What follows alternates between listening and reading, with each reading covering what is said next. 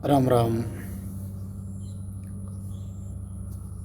एक बार एक बार की बात है। ऐसी एक सुनहरी याद और है।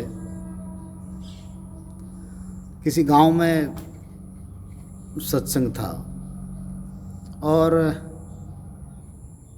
वहाँ पर कोई खास ज़्यादा लोग नहीं थे, थोड़े बहुत थे। और सवेरे जब उत्सव रहा तो उसमें बहुत ही कम लोग थे, बहुत ही कम लोग थे। तो मेरे जो दूसरे गुरुजी हैं उनके साथ में मैं वहाँ था।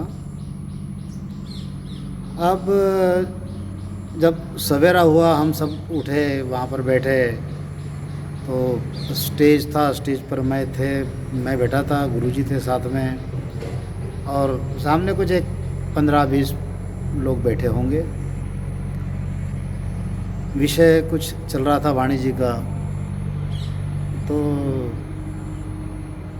विषय चलता रहा। फिर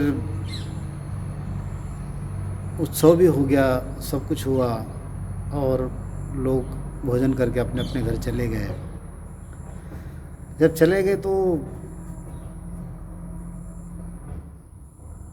गुरुजी वहाँ पर बैठकर पैसे गिन रहे थे। मुझे लगा उनकी एक विशेषता, अगर 400 किलोमीटर चले जाएंगे, 400 किलोमीटर, तो घर से जो पानी लिया है वही पानी पिएंगे, घर से जो रोटी बनाई है उतनी ही रोटी खाएंगे, बाहर से ना तो कुछ खाएंगे ना तो कुछ पिएंगे।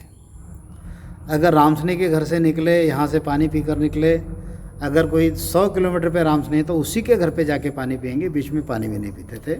इतना उनका बड़ा उसमें ये था योग इन्हें।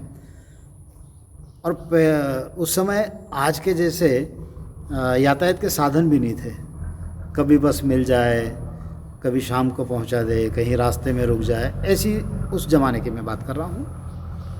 कम से कम 20-25 साल पहले की बात है ये। तो ना तो बाहर कुछ खाना ना तो कुछ पीना। अगर कोई पैसे देता है तो रख लेते, कभी नहीं मांगते मुँह से। एक बार तो कुएं में बैठकर उन्होंने भजन किया था। तो ये थोड़ी उनकी कई प्लस पॉइंट थे उनके। तो पैसे गिन रहे थे, कोई 10 रुपये, 20 रुपये, 25 रुपये। पहले तो 2 की नोट भी आती थी, 5 की आती थी नोट, 10 की नोट आती थी, तो 1 रुपये की भी नोट आती थी। ऐसे जमा करते करते कोई 600 650 रुपये वहाँ पर उनके पास में जमा हो गए थे। एक 20-25 साल पहले की बात बता रहा हूँ। अब उन्होंने वो सारे पैसे अपने गठरी में से निकाले और मेरे को दिए और कहने लगे, वो जो बूढ़ी औरत बैठी है ना उसको दे दे। तो बोला, बाबा ये तो पैसे आपके हैं। बोले, मैं रख के क्या करूँगा, मैं अकेला आदमी हूँ और मैं अभी हूँ कल नहीं हूँ, कोई भरोसा नहीं है। गाड़ी में चलते चलते मेरा कहीं शरीर छूट गया तो क्या करूँगा। ये जो पड़े हुए 400-600 रुपये, 700 रुपये, ये उसके संगत में लग जाएंगे तो बहुत अच्छा रहेगा।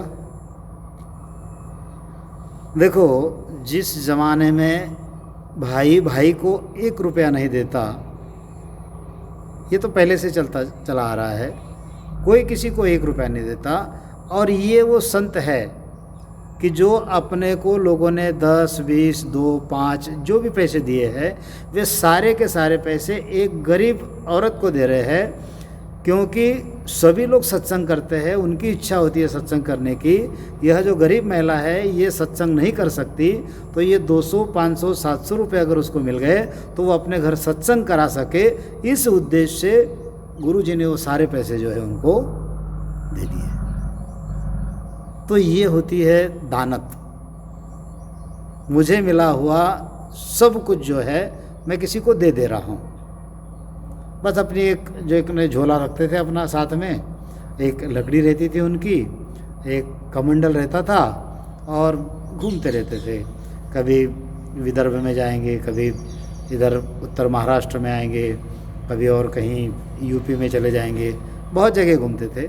लेकिन उनकी एक खासियत रही कि उनको अगर कोई कुछ दे देता तो रख लेते, लेकिन सारा पैसा जो है वह खुद के लिए खर्चा न करते हुए किसी ऐसे गरीब आदमी को दे दे कि जिसकी सत्संग करने की इच्छा हो और वह उस पैसे से सत्संग कर सके।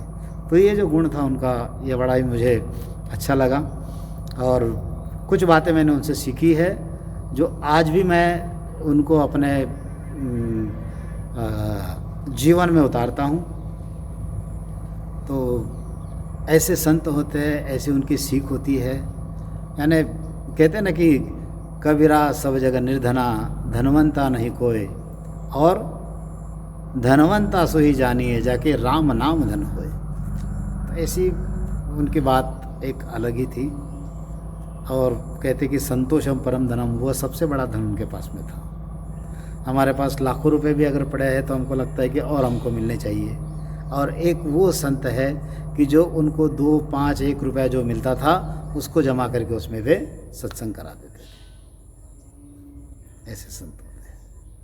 बहुत सारी यादें जुड़ी है गुरु जी की, आपसे शेयर करता रहूँगा। राम राम।